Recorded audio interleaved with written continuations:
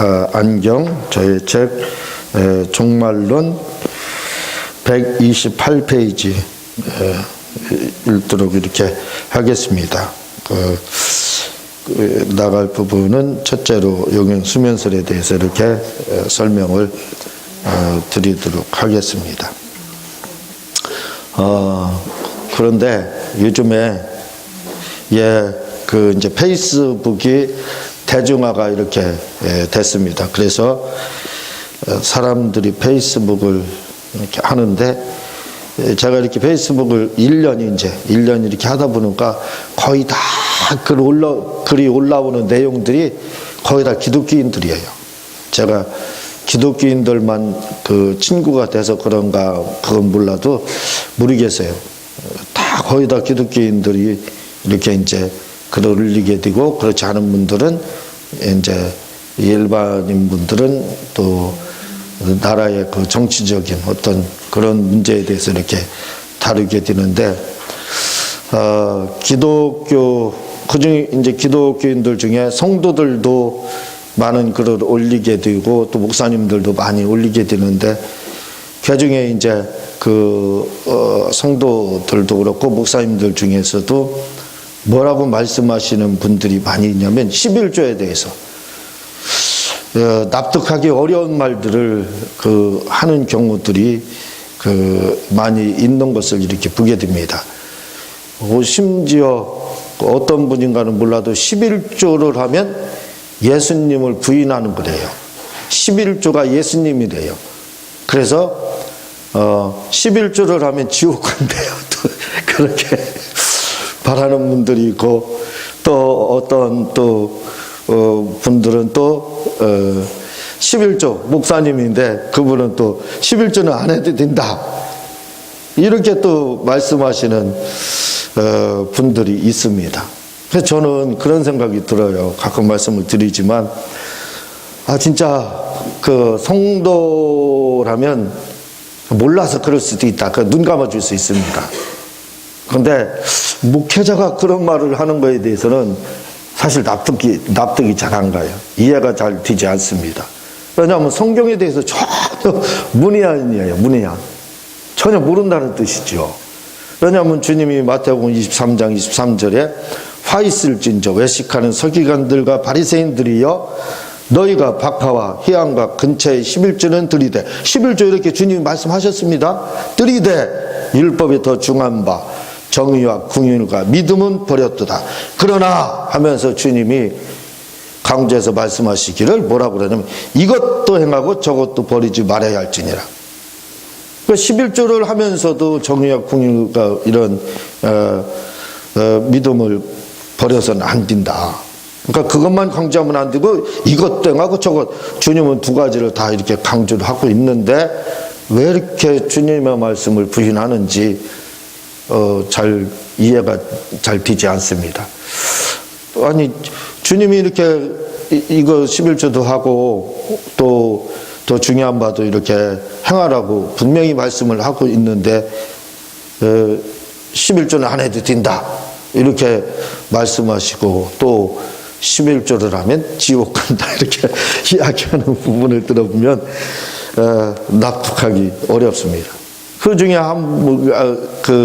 주장하는 것이 뭐냐면 11조는 율법이다 이거예요. 그래서 하면 안 된다 이렇게 하는데, 아니 11조가 왜 율법입니까? 율법 있기 전에 법으로서 아브라함이 살레망 멜기세덱에게 11조, 이 거룩한 재산, 이분은 히브리서에 보면은 이 멜기세덱은 하나님을 상징하는 분이잖아요. 하나님, 예수님을 상징하는 그런 분이지 않습니까? 그런데 아브라함이 소돔과 고모라 전쟁에서 승리하고 10분의 1을 멜기세덱에게 주었더라 하고 창세기 14장 20절에 이렇게 나오고 있어요. 그러니까 이미 율법 있기 전에 존재한 겁니다. 율법 있기 전에 존재하는 건 복음과 똑같은 거예요. 복음과. 그러니까 마태복음 23장 23절에서 주님이 말한 거와 또 창세기 14장 20절에서 말한 거와 뭐가 다를 게 뭐가 있느냐 이거죠. 그런데 이제 그렇게 또 주장하는 분들이 있는데, 제가 그런 말을 들을 때 할 말이 없어요. 할 말, 기가 막혀서. 뭐라고 변증해야 될지 할 말이 없어서 그냥 넘어가는데, 또 이제 어떤 분들은 또 봉사, 다시 말하면 이웃을 사랑하라. 이웃 사랑하는 거 그거 맞습니다. 이웃 사랑해야 돼요. 그런데 마치 이웃을 사랑하는데 예수님을 제껴놓고 이웃 사랑만 강조하는 것도 문제가 있는 겁니다. 그런데 그런 분들이 또 있어요. 예수님은 제껴놓고 이웃이 예수님이다. 예, 내 형제가 예수님이다. 아, 형제는 형제지 왜 예수님이에요? 물론 상징적으로 다 이야기해서 무슨 뜻인지는 알죠. 그러나 예수님과 이웃은 형제는 분명히 구별이 됩니다. 근데 그렇게 이웃에 대해서 사랑하지 않고 하면 마치 이게 예수님 믿지 않는 것처럼 그렇게 또 이야기하는 분들이 있는데 그 또한 잘못된 거예요. 우리에게 우선순위는 무엇보다도 예수님이지. 예수님 사랑하는 겁니다. 그래서 주님이 마태복음 10장 37절에 뭐라고요? 아비나 어미를 나보다 더 사랑하는 자는 내게 합당치 아니하고 아들이나 딸을 나보다 더 사랑하는 자도 내게 합당치 않냐. 이렇게 이야기하고 있어요. 합당치 않다. 그리고 또 마태복음 22장 37절 이하에 보면은 예수께서 가라사대 때 내 마음을 다하고 목숨을 다하고 뜻을 다하여 주 너의 하나님을 사랑하라 하셨으니 이것이 첫째 드린 계명이요. 계명 중에서 첫째 드린 계명이 있고 둘째 드린 계명이 있는데 이건 뭘 말을 하냐면 우선 순위를 말하라는 겁니다. 근데 그 첫째 드린 계명이 분명히 하나님 사랑하고 예수님 사랑하라 이거죠. 삼위일체 하나님. 그 사랑하는 것이 첫째고 둘째는 내 이웃을 내 몸과 같이 사랑하라 하셨으니 이렇게 이야기하고 있어요.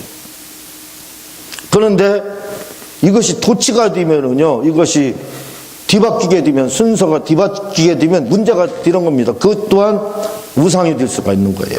내 형제 사랑하고 이웃 사랑하는 것이 예수님 제껴놓고 거기에 올인돼서 거기에 몰두하는 거, 이거 문제 심각한 겁니다. 사실은 신앙생활에 있어서 가장 중요한 것은 우선순위예요. 우선순위.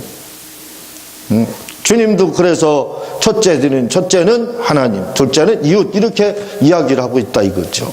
그런데 하나님, 예수님을 제껴놓고 그냥 이웃만 사랑하는 것이 마치 신앙생활 잘하는 것처럼 그렇게 호도하시는 분이 있는데 이 또한 문제가 되는 거예요.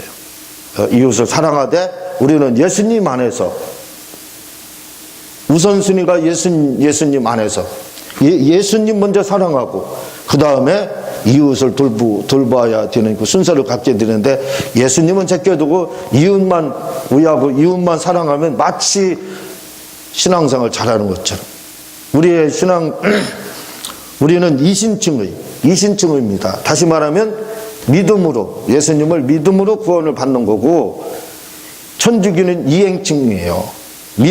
행함으로 의롭게 된다는 뜻입니다. 그런데 마치 이웃 사랑하고 그 행함 그거로 다 의롭게 되는 것처럼 그렇게 하는데 그건 우리 신앙생활에 바른 것이 아니라는 거죠. 우리는 무조건 우선순위가 예수님입니다. 그래서 이웃을 사랑하는 거 해야 된다 이거죠. 제가 지금 그걸 부정하는 건 아니잖아요. 이웃을 사랑해야 됩니다. 돌봐야 됩니다. 내 몸과 같이. 그러나 우선순위에서 예수님이 제껴져서는 안 된다 이거죠. 예수님을 사랑해야 된다 이거죠. 첫째는 예수님 사랑이라 이거죠. 예수님 사랑하고 그 다음 이웃을 우리가 내 몸과 같이 이렇게 돌봐야 되는데 예수님 제껴두고 막 주장하는 것도 역시 잘못하면 그것도 우상 숭배가 될 수 있는 거고 그것도 주님이 말씀한 것처럼 합당치 아니하다 했으니까 우리는 그런 부분에 대해서 좀 조심할 필요는 있습니다. 무슨 뜻으로 그렇게 말씀하는지는 알지만 그러나 뭐가 더 중요한지는 우리가 분명히 짚고 넘어갈 필요는 있다 이거죠. 예수님 사랑하고 하나님 삼위일체 하나님 사랑하고 그 다음에 이웃에 대해서 삼위일체 하나님을 사랑하게 되면 당연히 이웃을 돌보게 돼 있습니다. 그런 차원에서 우리가 신앙생활을 해야 된다는 거죠. 지금 우리가 이 종말론에 대해서 주직신앙 나가고 있는데 개인적 종말론에 대해서 지금 나가고 있습니다.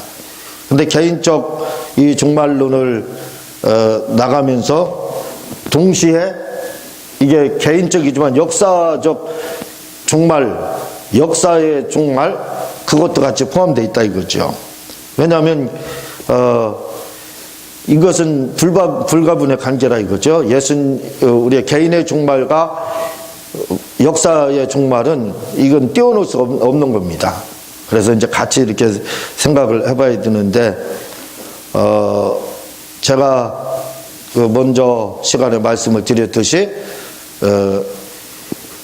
전삼년반이 시작이 되고, 조금 이 조직 신학책하고는 좀 다르지만, 전삼년반이 시작이 되고, 그 다음에 전삼년반이 끝나면서 후삼년반이 시작될 때 예수님이 공중재림하신다 이거죠. 그리고 후삼년반이 끝나면서 아메게돈 전쟁과 함께 고가 마국의 전쟁이죠. 고가 마국의 아마게돈 전쟁과 동시에 후삼년반이 끝나면서 예수님이 백마를 타고 지상에 딱 내딛는 순간 그것이 뭐냐면 지상재림이 되는 겁니다. 그리고 주님이 말에서 내리는 성도들도 역시 그렇죠. 말에서 내리는 공중재림에 참여했던 사람들, 말에서 내려서 주님이 땅에다 발을 딱 디딛는 순간에 첫째 부활이 이루어지고, 그러면서 천년왕국이 시작이 되는 겁니다. 그리고 천년왕국이 끝날 때 그동안은 마귀가 옥에 불못에 갇히게 되죠. 무저경이라는 그 불못에 갇히게 됐다가, 그 다음에 천년왕국이 딱 끝날 때 고가마국의 전쟁이 있은 후, 그리고 이제 이 땅은 그 이후에 백보자 심판이 있게 됩니다. 백보자 심판이 끝나면 이 땅은 지옥으로 돌변을 하고, 그리고 우리는 천국 아니면 천당에 이렇게 가게 된다 이거죠. 천당 아버지의 집, 새 예루살렘을 성을 말을 하는데, 여기는 공중재림에 참여한 사람들, 또 첫째 부활에 참여했던 사람들만 아버지의 집인 천당의 새 예루살렘 성에 이렇게 가게 되는 거예요. 한마디로 그걸 뭐라고 말을 하냐면 인침받은 자, 간단하게 말해서 인침받은 자, 성령 받고 침례받은 사람들, 그 사람들만 이제 아버지의 집에 가고, 그 나머지 성도들은 이 천국이죠. 천국에 믿는 자들은 다 이렇게 가게 되고, 불신자들은, 믿지 않았던 사람들은 이제 그 불무대 다 들어가는, 그 지옥의 불무대 들어간다. 먼저 이렇게 말씀을 드렸습니다. 그 이제 첫째로 그 영혼 수면설 그 부분을 읽어 주시겠습니다. 시작. 몇 페이지? 128페이지. 128페이지. 첫째로 자세히 살펴보면 첫째로 시작. 자세히 살펴보면 첫째로 영혼 수면설이 있습니다. 영혼 수면설이란 제가 말하는 영혼 수면설과는 다르게 이들의 주장은 사람이 죽으면 고통도 없고 즐거움도 없이 무조건 영혼이 믿는 자나 안 믿는 자나 할 것 없이 우리 영혼이 부활할 때까지 잔다는 것입니다. 네, 영혼 수면설. 제가 먼저 말씀을 드렸지만, 첫째 부활이 있게 되면 천년 동안 사람들이 잔다, 수면한다. 그 요한계시록 20장 5절에 그 나머지 죽은 자들은 그 천년이 짜기까지 살지 못하더라. 이는 첫째 부활이라. 이렇게 이야기하고 있잖아요. 그래서 천년 동안 자는 거에 대해서 요거 지금 이 문제입니다. 영혼 수면설이라는 건 이 영혼이 수면하는데, 제가 말씀드린 영혼 수면설은 주님이 백마 타고 오셔서 땅에서 내려서 첫째 부활이 이루어지면 그때부터 천년 동안 나머지 사람들, 불신자나 또는 믿는 자나 할 것 없이 천년 동안 잠을 잔다, 이렇게 말씀을 드렸는데, 여기서 지금 말하는 영혼 수면설은 그게 아니라 사람이 죽게 되면 죽는 순간부터 계속 백부자 심판이 있을 때까지 사람이 자게 된다 그 말입니다. 잔다는 말이에요. 그러니까 제가 말하는 거하고 좀 다르다 이 말이죠. 그걸 영혼 수면설. 사람이 죽자마자 영혼이 백부자 심판 전까지 그냥 잔다 그 말입니다. 근데 이 말이 맞느냐 했을 때 그렇지 않다는 거예요. 한번 읽어보겠습니다. 시작. 그러나 이는 부자와 나사로의 비유와 같이 자지 않고 있습니다. 그러나 제가 주장하는 수면설은 지상재림이 이루어진 후 1000년 동안 부활에 참여하지 못한 자와 음부에 있는 자들이 심판 전까지 잔다는 것입니다. 예. 그 주님이 그 나사로와 부자와 나사로의 비유를 그 누가복음 16장 19절 이하에 말씀하셨는데, 한 부자가 있어 채색옷과 고운 베옷을 입고 날마다 호화롭게 즐기더라. 그런데 나사로라 이름하는 한 거지가 헌데투성이로 그 대문 앞에 버려진 채 그 부자의 상에서 떨어지는 것으로 배불리려 하며 심지어 개들이 와서 헌데를 얻더라. 이에 그 거지가 죽어 천사들에게 받들려 아브람 품에 들어가고 부자도 죽어 장사됨에 23절에 그가 음부에서 고통 중에 눈을 들어 멀리 아브라함과 그의 품에 있는 나사로를 보고 이렇게 말하고 있지 않습니까? 나사로도 자지 않았을 뿐만 아니라 그리고 이 부자도 음부 고통 중에서 눈을 들어 멀리 아브라함 품에 있는 나사로를 보고 이렇게 말을 하고 있어요. 안 잔다 이거죠. 영혼 수면, 여기 지금 조직신학에서 첫 번째 주장하는 영혼 수면설이 맞지 않다 이겁니다. 자지 않는다 이거죠. 분명히 음부에서 부자가 자지 않고 있었고 또 나사로도 자지 않는 것이 이렇게 나오고 있다 이거죠. 지금 그 말입니다. 계속 읽어보겠습니다. 시작. 둘째로 영혼 멸절설이 있습니다. 영혼 멸절설. 영혼 수면설은 죽자마자 영혼이 잔다 그 말입니다. 그러나 성경은 천년왕국이 시작되면 잔다 이렇게 이야기하고 있는데, 두 번째로 영혼 멸절설이 있습니다. 이 영혼 멸절설은 한번 읽어보도록 하죠. 영혼 멸절설 시작. 이 멸절설은 구원받은 자의 영혼에 대하여 말하는 것이 아니라 구원받지 못한 영혼에 대하여 말하는 말로. 이 영혼 멸절설은 구원받은 성도에 대해서 하는 것이 아니라 구원받지 못한 악인에 대해서, 이들에 대해서 이야기하는데, 이들의 영혼이 마치 영혼이 멸절되는 것 같다는 거예요. 근데 여기서 멸절된다는 뜻은 뭐냐면, 만약에 영혼이 멸절되게 되면 지옥하고 천국도 필요가 없는 겁니다. 그렇죠. 뭐 고통이 없는데 멸절되면 고통도 없는 거잖아요. 그럼 뭐 천국 가나 지옥 가는 그거예요. 영혼이 멸절돼서 없는데 뭐 천국이 필요 없고 지옥이 뭐가 필요해요. 그러니까 안 믿어도 뭐 별 상관없는 겁니다. 그러나 지옥이라는 것은 우리가 알듯이 구더기도 죽지 않고 불과 이왕 이렇게 이야기하고 있잖아요.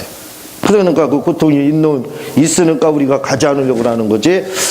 만약에 영혼이 이들의 주장처럼 멸절설을 주장하는 것처럼 멸절되면, 여기서 멸절된다는 것은 없어진다는 그런 뜻이 아니라 의식이 없는 상태라는 거예요. 의식이 없는 상태. 비존재 이렇게 하는데 한마디로 존재감이 없다. 영혼이 존재하지 않는 것 같이 비존재, 그냥 의식이 없는 상태인데, 의식이 없다는 건 그 하반신이나 이런 분들, 마비된 사람들은 바늘로 찔러도 아프지를 않아요. 그래서 뜨거운 데 있어도 뜨거운지를 몰라서 화상 입습니다. 그렇거든요. 왜? 의식이 없으니까. 마치 그런 상태로 이렇게 된다고 하는데, 우리가 죽으면 그렇게 의식 없는, 멸절된 것과 같이, 멸절된 거나 다름이 없다 이거지. 의식이 없으니까, 고통을 못 느끼는가. 그런 상태로 된다 이 말이죠. 그러면 말씀드렸듯이 고통이 없는 상태면 지옥이나 천국이나 똑같은 것이에요. 고통 못 느끼면. 그렇잖아요. 그런데 우리가 부자와 나사로의 비유를 봐서 알지만 그렇지 않더라 이거죠. 거기다 음부에는 고통이 있어서 좀 물 한 모금이라도 달라고 부자가 이렇게 이야기하는 거, 이것이 누가복음 16장에 이렇게 나오고 있는 걸 우리는 알 수 있습니다. 그러니까 이 멸절설도 맞지 않는다 이거죠. 계속 읽겠습니다. 시작. 이들은 악인들이 죽으면 영혼이 존재는 하지만 영혼이 의식이 없는 상태이기에 마치 멸절된 것 같은 상태가 된다는 말입니다. 예, 멸절된 것. 그러나 그렇지 않다. 성경은 그렇게 말하지 않고 있다. 셋째로 조건적 영생설이 있습니다. 한번 읽어보겠습니다. 시작. 이들의 주장에 의하면 악인은 영혼이 의식이 없는 상태로 멸절되지만 구원받은 자들은 영생에 참여하게 된다는 말입니다. 네, 조건적 영생설이라는 것은 사실은 그 영혼 멸절설과 같이 연결되는 건데, 악인들은 이렇게 의식 없는 상태가 죽으면 되는데, 그러면 믿는 자들은 어떻게 되느냐? 믿는 자들은 그렇지 않다. 지금 그 말입니다. 믿는 자들은 그렇지 않다. 그래서 조건적 영생설이라는 거예요. 왜? 믿음이라는 조건이 들어가서 믿는 자들은 그렇게 멸절되는 것이 아니다 그 말입니다. 영생에 참여하게 된다. 지금 그런 뜻이에요. 예, 이게 두 번째하고 연결돼서 이야기하는 겁니다. 계속 읽겠습니다. 시작. 그러나 성경은 악인도 영벌에 처해진다고 합니다. 예, 악인도 후에 불지옥에 간다고 분명히 이렇게 돼 있잖아요. 그러니까 역시 이것도 바르지 않다. 넷째로 제2의 실현설이 있다 이거죠. 이 부분 한번 제2의 실현설 보겠습니다. 시작. 이것을 주장하는 자들은 말하길 지상에서 예수를 믿을 기회가 주어지지 않아 믿지 못한 자들의 영혼은 사후에 회개할 기회가 주어진다는 것입니다. 네, 그러니까 제2의 조건설이라는 거, 실현설이라는 건 뭐냐면, 이 땅에서 믿지 않았던 사람들, 우리가 그런 말 하지요. 지나간 버스 손들어오면 뭐 쓰느냐, 그런 말을 우리가 농담처럼 이렇게 이야기하는데, 기회 있을 때 기회 잡지 않으면 끝이다 이 말이죠. 만약에 그런데 제2의 조건설이 있다면, 실현설이 있다면 뭐가 되느냐면, 지나간 버스 손들었는데 버스가 서요. 그럴 수가 없는 거잖아요. 네, 지나간 버스가 지나갔는데 손들었는데 쓴다는 거예요. 기회가 다시 있다는 겁니다. 그러면 이 땅에서 뭐 열심히 예수님 믿고 그렇게 해요. 거기서 그냥 이 허랑방탕하게 탕자처럼 지내다가 그곳에 가서 제2 실현을 당하고, 그리고 거기서 어쨌든 천년이든 2000년이든 실현 당한 후에 가게 되면 되는 거죠. 전국 가면 되는 거죠. 회개할 기회가 주어진다고 했으니까. 그러나 그렇지 않다는 겁니다. 그러면 뭐 이 땅에서 우리가 살아서 예수님 믿겠느냐 이거죠. 그게 아니라는 거죠. 자, 왜 이런 주장이 나왔느냐 한번 보겠습니다. 시작. 이는 예수님께서 영으로 옥에 있는 영에게 전파했다는 베드로전서 3장 19절 말씀과 공의로우신 하나님이 만약 복음을 생전 듣지 못한 자에게 형벌을 내리신다는 것은 적법지 않다는 것을 근거로 세웁니다. 우리가 이렇게 베드로전서 3장 19절과 복음 한 번도 듣지 않은 사람은 어떻게 되느냐, 이런 문제 때문에 나왔다 이거죠. 이런 문제 때문에 그러는데 그렇지 않다 이겁니다. 베드로전서 3장 19절 제가 먼저 말씀을 드렸듯이 그것은 구약에, 그러니까 홍수전에 그 구약의 복음을 듣지 못했던 사람들, 그들만을 대상이라 이거죠. 그들만. 다시 말하면 더 확대적으로 하게 되면 저는 예수님 오시기 전까지 그 영혼들에게는 어쩌면 기회가 주어질 수 있다 이거죠. 예수님에 대해서 알지 못하기 때문에. 그러나 예수님이 오신 이후에는 그런 기회조차도 주어지지 않는다는 거예요. 한번 계속 읽겠습니다. 시작. 그러나 주님이 옥에 있는 영들에게 복음을 전했다는 것은 구약 성도에게만 해당하다는 사실을 몰라서 하는 말입니다. 네, 이 제2의 실현설 이것 때문에 베드로전서 3장 19절 때문에 나왔는데 그렇지 않다 이거죠. 이것은 구약 성도들에게 해당하는 거지. 그 이후에는 어쨌든 예수님이 오신 이후에는 이런 기회조차도 우리에게 없다 이거죠. 왜냐하면 어떤 경로를 통해서라도 복음은 다 한 번씩 들어봤습니다. 제가 후에 다르게 되지만 우리나라 복음이 언제 들어왔느냐 할 때 벌써 2000년 전에 들어왔거든요. 그걸 후에 제가 다르게 돼. 한국 복음이 120년, 130년 이렇게 이야기하는데 아니에요. 역사 근거로 보게 될 때는 예수님 시대에 벌써 도마가 우리나라에 다녀간 증거가 있습니다. 그러니까 이미 복음이 전 세계적으로 그때 벌써 증거됐어요. 증거가 됐기 때문에 이미 예수님에 대한 소식은 다 접했다 이거죠. 그러니까 그 예수님 이후에는 어쨌든 간에 예수님을 믿어야만이, 살아있을 때 믿어야만이 그 기회를 잡을 수 있는 것이지, 그렇지 않으면 그 지나간 버스 손들어온다고 해서 서는 일이 없다 이겁니다. 예수님 이후에는 그렇게 될 수가 없어요. 구약에서 딱 한 번 지나간 버스 손들어도 그게 됐던 것이 베드로전서 3장 19절. 지나간 버스 손들었더니 썼던 것은 베드로전서 3장 19절에 한 번 있었을 뿐이지 그 이후에는 그런 기회가 없다. 이거를 우리가 명심하시기를 바랍니다. 다음 시간에 이제 제 16장 그 재림에 대해서 이렇게 나가도록 하겠습니다. 제가 기도하고 주님 가르친 기도를 마치도록 하겠습니다.